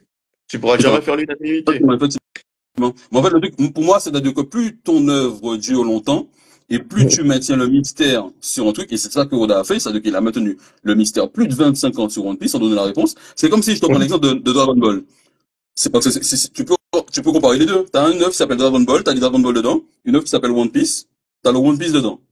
Dragon Ball, à partir de, dès le tome 1, tu sais c'est quoi les Dragon Ball, hein? Dès le chapitre 1, Dès le normalement, tu chapitre sais ce 1, que c'est. ouais, Ouais. ouais, Parce que on sait déjà ce que Bulma, elle c'est. arrive au chapitre 1, il explique à Goku qu'est-ce que Voilà. c'est que. Donc c'est pas la même chose. On peut pas être Non, mais attends, comparable. Et non, mais tu après, vas ben comprendre. écoute, ça se Attends, continue. tu vas comprendre. Tu vas comprendre. C'est-à-dire que dès le départ, tu as une œuvre qui s'appelle Dragon Ball. Dès le premier chapitre, tu sais c'est quoi le Dragon Ball. Ouais. One Piece, dès le départ, on te parle de trucs. Ça fait plus de 25 ans que l'œuvre existe. Tu sais toujours pas c'est quoi le One Piece en fait. Ouais. Donc c'est comme si tu prends Dragon Ball. Et dans Dragon Ball, imaginons que Toriyama ait écrit Dragon Ball comme Oda a écrit One Piece. Et que les Dragon Ball, ils sont évoqués à la fin de l'œuvre, après l'arc-bout. Ce serait pas une dinguerie? Sérieux? Ouais, ouais, si tu veux, ouais. Bah si. Ouais. Donc voilà. Et Ouais. ah oui, attends, Ça t'as aurait une été. œuvre, le nom, c'est passé quoi? C'est un truc de fou. Donc franchement, on parie ce que tu veux, ça. Ah oui, il y a des gens qui vont être déçus, hein. Mais Là, bon. ça me rappelle quoi? C'est quoi? Fate, avec le Hum, Graal. hum, Ils expliquent qu'ils étaient juste un peu, que le Graal, c'est un peu comme les Dragon Ball. Mais hum. à la fin, on t'apprend qu'en fait, le Graal, ça n'accorde pas des vœux, ça permet juste de détruire. C'est ça. Et un truc que Donc, Isayama a très bien fait, c'est-à-dire que justement, lui, il a pris le meilleur des deux mondes. C'est-à-dire qu'il a pris Dragon Ball, et il a pris One Piece. C'est-à-dire que son œuvre, l'attaque des Titans, mhm. c'est-à-dire que tu as un double sens dans le truc. L'attaque des Titans. Donc quand tu regardes l'œuvre au départ, tu dis, l'attaque des Titans, c'est l'attaque des Titans.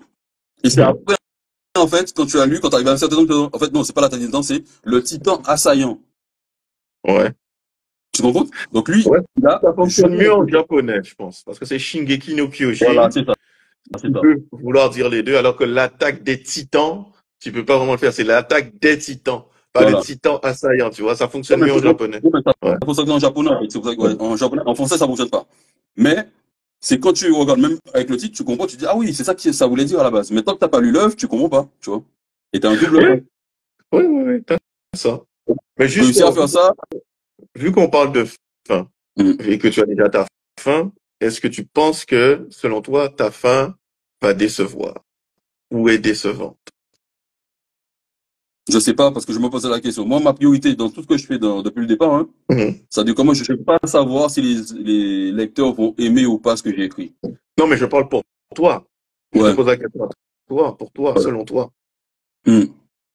Ah bah oui, mais je te réponds. Ça dit que moi, ma priorité, c'est est-ce que ce que j'ai écrit me plaît ou pas? À Oui, partir du oui, moment c'est où ça. moi, ce que j'ai écrit, ça me plaît, Mhm. et qu'on peut aimer ou pas, je m'en moque en fait. J'aime ce D'accord. que j'ai écrit, ça me va. Et chaque Et partisan, je me posais la question par rapport à Julien, qui te disait, bon, fais revenir l'impératrice et tout. Je pense que tu dois quand même avoir certains lecteurs qui te demandent de faire certaines choses par rapport à ton histoire. Et on revient à ce qu'on disait au début par rapport aux gens qui veulent des personnages noirs dans leurs œuvres, qu'ils apprécient. Est-ce que toi, en fait, ce genre de demande, on va dire, tu y cèdes ou tu te dis, non, non, moi je fais comme je veux. Et vous prenez. alors je suis pas fermé, c'est-à-dire qu'il y a des demandes qui vont me faire, je vois pas l'intérêt de les faire, j'écoute pas. Enfin, j'écoute, mais je passe outre. Ça rentre dans une oreille, ça sort de l'autre. Mais il y en a d'autres, je me dis, ah tiens, ça là, est-ce que ça fonctionne avec ce que j'ai écrit? Est-ce que ça fonctionne avec ce qui est prévu? Et si c'est fait, je regarde comment l'intégrer dans l'œuvre. Mais c'est pas prévu, je le fais pas. Par Mhm. exemple, je pourrais faire revenir l'impératrice d'une certaine façon. C'est-à-dire que là, je suis en train de réfléchir comment je la fais revenir. Mais bon, pour taquiner un peu Julien, je lui dis, bon, si jamais je la fais revenir, elle revient, mais elle meurt fissa, quoi. C'est-à-dire qu'elle arrive une page, la page suivante, elle est morte. Bon, ça, c'est pour le troller un peu. Un peu à la, tu sais, quand Orochimaru, il revient Mhm. pendant le combat, d'Itachi contre Sasuke. Ouais. Et Et il il meurt revient, direct. machin, tout, tac, Itachi le tue direct. Bon, après, il revient après encore, mais bon. Là, il s'est fait one shot, quoi, tu vois. Ouais. Donc, c'est un genre de, moi, ça me fait marrer, tu vois. Il y a un personnage que tu fais revenir, que les personnages ont kiffé. Tu dis, il est revenu, tout ça bien. Et tu vois que le gars, il se fait one shot direct derrière. Donc, ça, c'est très Ouais. drôle, ça. Ouais, mais je pense que vu ton mode de pensée, tu as dit quand même qu'un personnage ne servait plus à rien, il meurt. Je pense quand même que dans tes histoires, mort, c'est mort. Mort, Non, tu bon, reviens pas. Moi, ouais, il y a c'est un truc ça. que c'est que moi, je n'apprécie pas non plus dans les histoires, c'est mort et il revient. Voilà, c'est ça, ouais. Donc, Mais d'ailleurs, quel regarde. intérêt de le tuer? Euh, Quel intérêt de le tuer? Quel bah oui, intérêt de le voilà. tuer? On voit le cultiver des ignames et après il revient. C'est ça, ça. Mais si tu l'as tué, il faut Regarde. qu'il reste mort. Bah oui. Mais, voilà, Sauf, c'est ce qu'a fait, Martin, là, dans Game of Thrones. sauf, Il sauf, avait sauf, habitué. sauf si ça sert quelque chose. Et là, spoil pour ceux qui n'ont pas vu Game of Thrones, mais ça, c'est logique. John meurt et il revient à la vie. Mais moi, je me suis dit, bon, ok. Mais c'est à la fin, quand il quitte la garde de nuit, que j'ai compris pourquoi John est mort. John a fait le serment de servir la garde de nuit jusqu'à sa mort. Quand il est mort, ce serment, ben, en fait, il en est débarrassé. Il peut donc aller faire autre chose. Donc, narrativement parlant, le fait que John meure et revienne, ça fait sens. C'est le moyen, justement, de, comment ça s'appelle? De le faire quitter la garde de nuit sans détruire justement le serment qu'il a fait. Bien qu'il a déjà dit, Oui, sauf que, il a pas respecté, mais bon. oui, mais J'ai trouvé ça regarde, mal, hein. Là, je suis narrativement, dit, ah, d'accord. oui, mais narrativement, ça fonctionne, ok, sauf que, il y a deux problématiques. C'est-à-dire que, déjà, combien des gens qui ont lu ou vu la série ont apprécié ça, sachant Ouais, que l'auteur nous habitue à tuer des gens, à jamais les ouais, ramener. Là, il le ramène. Et deuxième chose, les personnages de l'univers, quand ouais, tu leur dis que le gars est mort, il est été ouais. ressuscité, qu'est-ce qu'ils vont à faire, en fait? Que le gars, quoi qu'ils vont se dire, là, ils vont comprendre la symbolique. Ils vont dire, oui, mais t'es mort, t'es ressuscité, mais Bah, retourne dans la garde de nuit, hein. Sachant qu'au final, quand l'œuvre se finit, il retourne dans la garde de nuit, il me semble, non? non, Il est renvoyé à la non, garde de nuit. il est exilé au-delà du Alors, il mur. exile. Ouais. Ah, ok. Bah bon, ça Mais revient au même, ça revient au même, en fait, ça revient au même, moi, je d'une certaine façon. te pose, moi, je te dirais à ce moment-là, si tu es un auteur, je ne pense pas que ce que le lecteur a à dire a une importance sur l'histoire que tu racontes. Si tu lui racontes l'histoire et il l'apprend comme il le veut. Totalement, Prenons totalement. par exemple Wano. Regarde Wano. Quand Wano s'est terminé, il y a eu beaucoup de déceptions. Pourquoi? Parce que les gens s'étaient imaginé un autre Wano dans leur tête. D'accord. Alors que Oda, c'est ce Wano-là qui te racontait. Donc, il y a eu beaucoup de déceptions parce que il y a eu de l'attente sur quelque chose que le gars n'a jamais promis. Il y a eu de l'attente sur quelque chose que le gars n'a jamais promis. Là, par exemple, il y a Elbaf. Elbaf, les gens s'attendent à ce que Usopp fasse des dingueries. Que Usopp, il change, que Usopp, il est un peu up. Ils sont Oda, pas il rien a faire du tout. jamais promis ça. Il a jamais promis ça. C'est vous qui vous inventez des trucs dans votre tête et ça vous déçoit. Mais le Bon, gars mais n'a jamais promis. S'il a ça aussi, c'est promis, de la faute. voilà, s'il C'est de avait la faute. promis, ouais, je viens, Elbaf, Usopp, on va t'entraîner, tu seras super fort. Et il arrive, ça se passe pas, ok. Ils ont juste dit, on va aller à Elbaf et ils sont à Elbaf. C'est tout. Donc, que Usopp fasse, pareil, ces gens attendaient à voir le flashback de Zoro.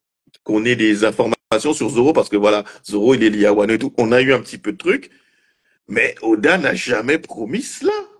Les gens s'attendaient à revoir Kuina aussi. On s'est dit, mais il n'a jamais promis ça. Et ça, c'était mon souci, c'est que quand tu racontes une histoire, tu as ce que tu veux raconter et ce que le lecteur s'attend à voir. Je Oui, pense que tu ne mais devrais en fait, pas faire oui, mais trop. alors je suis d'accord avec toi, mais je vais te nuancer parce que dans ce que tu racontes, avec la façon dont tu le racontes, Ouais. c'est toi aussi qui annonce au lecteur ce que tu vas raconter. C'est-à-dire que ça, c'est aussi de la faute de là. C'est-à-dire que les interprétations que font Mhm. les lecteurs de One Piece, Ouais. de ce qu'il va raconter, c'est de son fait et de sa façon de narrer l'histoire. Oui, ça, je suis d'accord. Mais comment tu interprètes aussi les choses, c'est toi. C'est le lecteur. Mais comme je l'ai dit, l'auteur n'est pas en faute parce qu'il a voulu raconter ça de cette manière-là. C'est ce qu'il avait en tête. Et s'il n'a pas fait comme tu le voulais, ça, c'était ton désir personnel. C'est ça, c'est ça. Comme par exemple, qu'est-ce que j'allais dire? Il y a des gens, ils ont apprécié Wano. Moi, personnellement, Wano, je le mets en dessous. Pour moi, Egghead, c'est plus intéressant que Wano. Bien que, encore une fois, dans Egghead, il y a des gens qui s'attendaient à ce que Frankie et Vegapunk, ils aient un plus gros échange et qu'il se passe Ben, autre chose. Donc, il y a des gens, ils ont c'est des logique, attentes en pour fait. certaines choses. Non, mais c'est logique quand tu prends des personnages et que tu leur donnes. C'est normal que, en fait, quand tu vois comment Zoro est écrit depuis le départ et comment il est traité, il arrive sur une île comme il arrive à Wano, c'est normal que les gens se fassent ça. Pareil pour Frankie. Tu vois comment Ouais. Frankie est écrit, il arrive sur Egghead, ben c'est logique. Et normalement, c'est ce qui aurait dû être fait. Ça n'a pas été fait. Il a fait son Et choix, mais c'est ce que, tu ça a vois, l'air logique, oui. Je en suis fait, d'accord, ça a l'air logique. Mais il a fait un c'est logique. choix.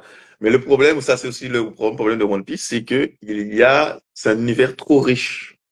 C'est un univers trop riche. Oda, il a plein d'idées. Il n'a pas beaucoup de temps parce que le temps, il lui manque, il vieillit. Mon gars, Et 25 ans, hein. Il sait pas, ouais. il a eu tout le temps de faire ce qu'il voulait, hein. 25 ans, je suis désolé, t'as le temps de faire tout ce que tu veux. Et il y a trop de personnages. C'est ce que je dis aussi. Il y a trop de personnages.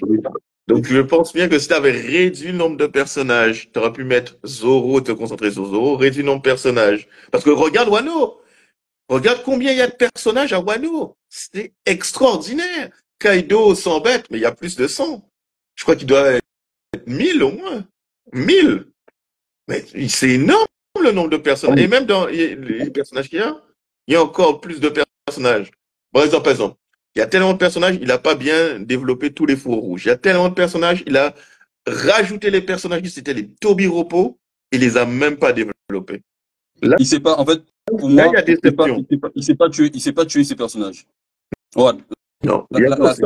la seule mort qu'il a, franchement, moi, la mort de Ace, je la trouve ridicule, hein. Bah, écoute, tout le monde trouve la mort de Ace ridicule. Elle est ridicule. Complètement ridicule. Désolé, elle est ridicule. Le mec, on vient de sauver, il y a un gars qui te taute un peu, juste parce qu'il t'a taute, tu reviens, tu veux te battre alors que tu sais que t'as pas le level. C'est Non, le débile. gars, il dit, ouais, Ah non, c'est débile. ton C'est débile. papa, mon papa, t'as dit quoi sur mon papa? Il revient, il meurt. Mais oui, bah, c'est débile. Franchement, Et j'ai j'ai dit, mais il vu est la con. scène la première fois, j'ai mis mes deux mains sur ma tête Ah comme non. ça. Et quand Mais je non, moi, je me suis dit, la revois, non, moi, je te dis, j'applaudis à Kainu. tu veux Parce savoir, que Kainu, c'est un tu veux savoir, mastermind.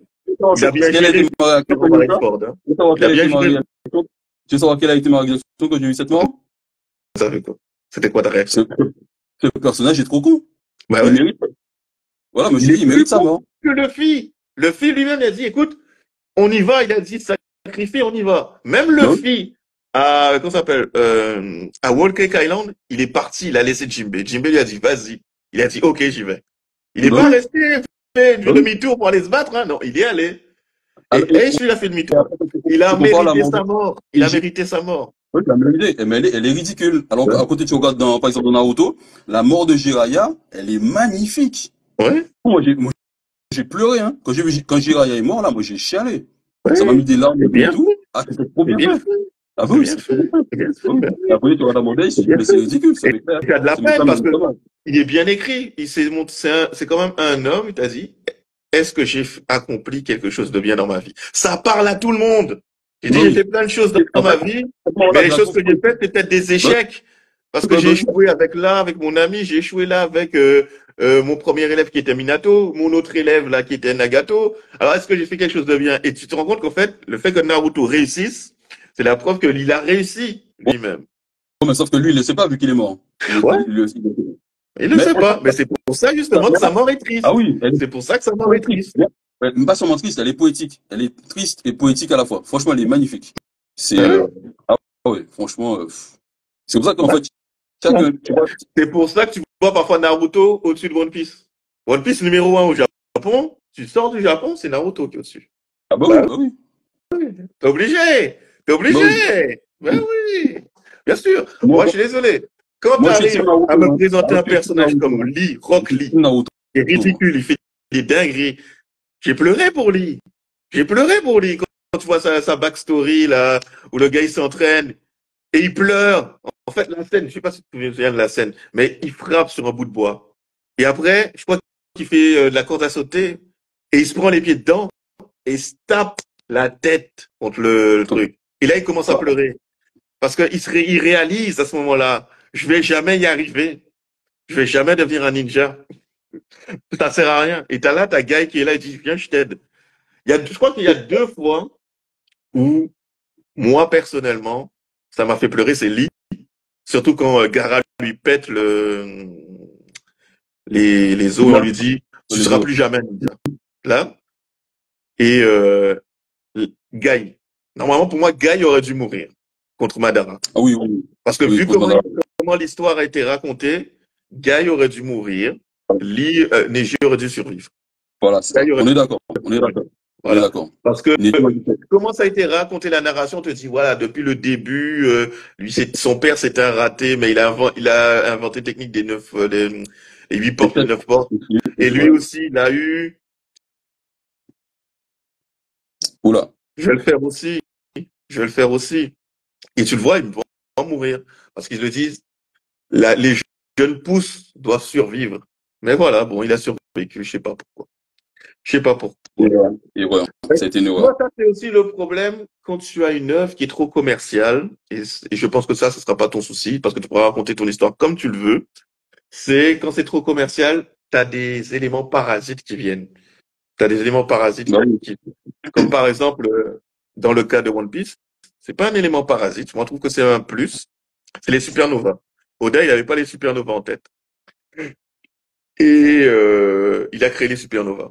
Le problème avec les supernovas, c'est que il a dû quand même les faire revenir et les développer. Donc, autant pour certains, ça passe, d'autres te disent, ah, c'est limite, limite. Comme C'est pas. Kid, là. Kid, je sais pas pourquoi. Kid, Eustace Captain Kid, pour moi, il a pas, en fait, il a trouvé un moyen pour le rendre scénaristiquement utile, et il a fait comme toi. Il l'a dégagé, mais vraiment dégagé, mais de la manière la plus malpropre qui existe, il dégage. Il servait qu'à ça, en fait. Parce que avant que cette scène, elle arrive, tout le monde était là. Mais t'inquiète pas, Kid, il a une idée. Il a un plan pour lui. Il va servir à un truc. Oui. Il a servi à mettre Shanks sur la voie du One Piece, c'est tout. C'est donne-moi les poneglyphes. Merci. Tu peux dégager maintenant. Mais vas-y, dit malpropement. Il a dit, écoute, l'équipage de Kid anéanti. Ça, j'ai dit ça, c'était vraiment malpropre. Un one-shot et l'équipage de Kid est anéanti. C'est terrible, terrible. Preuve que quand il veut le faire, il peut le faire, quoi. Oui, Mais ouais. il peut très bien, mais il faut qu'il décide. Il faut qu'il décide parce qu'il y a beaucoup de personnages qui sont aimés et Oda ne peut pas tuer juste des personnages. Quand un personnage il est aimé, il faut qu'il reste en vie. Parce que quand il est mort, C'est- il va plus vendre, hein. Ace, il a un peu du mal, hein, avec Ace. Et pourtant, c'est un aimé. ouais. Mais voilà, voilà, voilà, Ah, voilà. Écoute, d'accord. qu'est-ce que j'allais te dire? Oui, tu es aussi dans le jeu vidéo. Donc, parle-nous un peu plus de ton petit jeu vidéo. Jeux vidéo, oui, alors, donc, il y a la planète Taku, les mangas, il y a Mhm. les, pour ceux qui sont encore là, il y a les tomes, ou ceux qui regardent le replay. Au fait, tu gardes le replay ou pas? Ou tu supprimes la Oui, vidéo? je le repose juste après. Donc, Ok, vas-y, d'accord, parle cool. du jeu vidéo et dis-nous, est-ce qu'on peut trouver la planète Taku, où est-ce qu'on peut, tes liens aussi.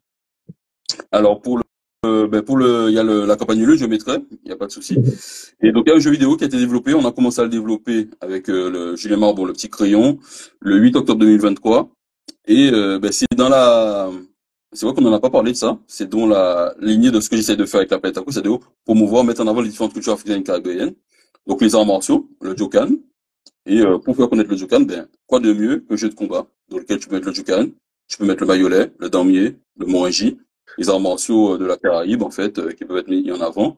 Donc c'est ça le but, en fait, du jeu. C'est de pouvoir montrer que dans la Caraïbe, on a des arts martiaux aussi, comme ils en ont en Chine. En Chine, ils ont le Kung Fu, d'autres arts martiaux aussi, le Wing Chun. En- au Japon, ils ont le judo, l'aïkido, le karaté, le jujitsu. Voilà. Donc l'idée, c'est vraiment de promouvoir nos arts martiaux, quoi, tout simplement. Et avec les personnages de la planète Taku, il y a aussi des collaborations. Il y aura les personnages de Miwa qui sont dedans, les personnages d'Orion, jeux Karaméonais et bande dessinée aussi, créé par Kiro Games. Et il y a plein d'autres collabs qui arrivent aussi également.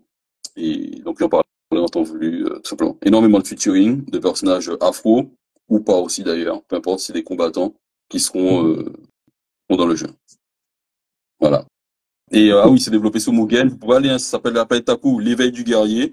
Donc, sur les réseaux sociaux, c'est arrobase la planète Taku, donc c'est la planète Taku T-A-K-2-O. Et pour le jeu vidéo, c'est la planète Taku pareil, T-A-K-2-O, mais avec L-E-D-G à part la suite. Arrobase la planète Taku, L-E-D-G, collé, et c'est ça l'arrobase sur tous les réseaux sociaux. Ok, Voilà, voilà. ben écoute, ça, je pense que c'était un bon gros live. Je pense qu'on en fera peut-être un autre. D'autres, plusieurs. Je peux dire, Parce que j'aimerais bien aussi qu'on parle de chacun de tes tomes, en fait. ah ouais, chaque, Chacun de tes tomes. ah ben, oui, avec Voilà. plaisir. Attends, Comme ça, avant de on couper là, revient ouais, et on avant de couper, parlera d'autres choses. ouais, donne-moi 2 secondes. Je vais aller sur YouTube parce que tant qu'à faire, vu qu'on est en live là, autant montrer. Zut, ça fait ça. Eh oui, écoutez, ben ouais, la planète Taku. Voilà. Je crois qu'il y a quoi, 8 tomes? Non, 7? 7 tomes, ouais, 7 7 tomes. tomes. 7 tomes. Donc, Ouais. autant C'est le le tome huitième zéro. qui va bientôt sortir. Ouais, le huitième qui Donc, on essaiera de faire un live où on va parler en fait de chacun des tomes, on va revenir dessus, plus en profondeur. Chaque live aura son tome. Et Mm. peut-être on reviendra avec Tianzi, on parlera d'autres choses. Hein. Là, c'était juste un petit live de présentation de qui est Tianzi, de son parcours. Mais on peut revenir un peu plus en profondeur sur chaque tome. Sinon, ça va être un live beaucoup trop long. Et Sérieux, peut-être on parlera aussi d'autres choses aussi. Hein. totalement. Peut-être on parlera. Oui. Voilà, écoute, je voulais juste montrer, je vais tourner la caméra, juste pour qu'ils voient le jeu. Est-ce qu'il y a la musique? Ouais, je montre. Voilà, c'est bon ça. Ouais, ouais, on voit, c'est bien. On peut juste dézoomer. Voilà. Ouais, ah, voilà. On voit mieux. Eh ouais. Et là, c'est Tadji qui affronte un des personnages d'Orion. Je crois que c'est le colibri. Je crois que c'est le colibri. Ouais, Colibri, ouais. Namayode. Ouais. Donc voilà, écoute, voilà, ça va être un très bon jeu, ça, très bon jeu. On a hâte de pouvoir y jouer, hâte de jouer avec les personnages de la planète Taku et de Miwa, hein, et de Miwa aussi, faut pas oublier. Voilà. Ça rappelle les jeux de mode arcade, là, où tu jouais à Mortal Kombat ou Street Fighter. Ça, on aime bien ça, des jeux en 2D. Ça, c'est bien ça. Donc, Voilà. n'hésitez pas à aller vous abonner à La Planète Taku et à Tiandi aussi. Et je laisse le mot de la fin à Tiandi. Ah ben déjà, merci pour l'invitation. C'était un plaisir d'échanger avec toi. J'espère qu'on pourra échanger à l'avenir peut-être. On revient sur les thèmes, comme tu l'as dit. Et donc, n'hésitez pas à suivre la planète Taku sur les réseaux sociaux, sur Instagram, YouTube, Facebook, Twitter, Instagram, partout. TikTok aussi. Et la planète Taku, l'éveil du guerrier. Donc, ça, c'est vraiment le compte. Donc, à YouTube aussi, pareil, hein. Et si on peut, il y a moyen de mettre les liens. Je te les enverrai si tu veux. Qu'on puisse les partager, comme ça, ils pourront s'inscrire. La Ouais, campagne Ulule du tome 7 commence le 3 février, comme je l'avais dit. 3 ouais, février 2025. Donc, c'est pour publier le tome 7, mais tous les autres aussi. C'est-à-dire que ceux qui participent à la campagne du tome 7, qui n'ont pas le tome 0, qui n'ont pas le tome 1, 2, 3, 4 jusqu'au 6, ils peuvent tous se les procurer pendant la campagne du tome 7. ouais, Donc, ne pas hésiter à en parler autour d'eux, parce que là, ce serait bien qu'on puisse, que cette campagne puisse couvrir à la fois les frais de production du tome, mais également de l'impression. Parce que jusqu'à maintenant, les campagnes Ulule, même si elles ont été un succès et fonctionné, elles ont permis que d'imprimer, de payer que les frais d'impression. Donc, si on peut réussir à obtenir des fonds qui payent à la fois la production du tome et de l'impression, ce serait vraiment génial. Voilà. Parce que chaque année, je fais tout pour sortir un tome par an. C'est quand même beaucoup de travail, beaucoup de sacrifices. Et voilà, donc qu'ils puissent soutenir ça, qu'on puisse continuer parce que c'est du boulot. Et merci à eux. Et d'en parler autour d'eux, parce que plus on en parle, mieux c'est. De pas hésiter à en parler, c'est très important pour la visibilité. Très très important. Ça coûte rien, des petits likes aussi. Voilà, voilà. ok, il n'y Pour a pas de la... souci. Mais on soutient, si on dit, on soutient la planète Taku. Et on vous remercie pour avoir participé au live. Et si vous regardez le live, ben, en rediffusion. Un peu. Donc, Bien. passez une bonne journée, passez une bonne soirée. Et on se reverra pour le prochain live la semaine prochaine. Allez, ciao! Ciao.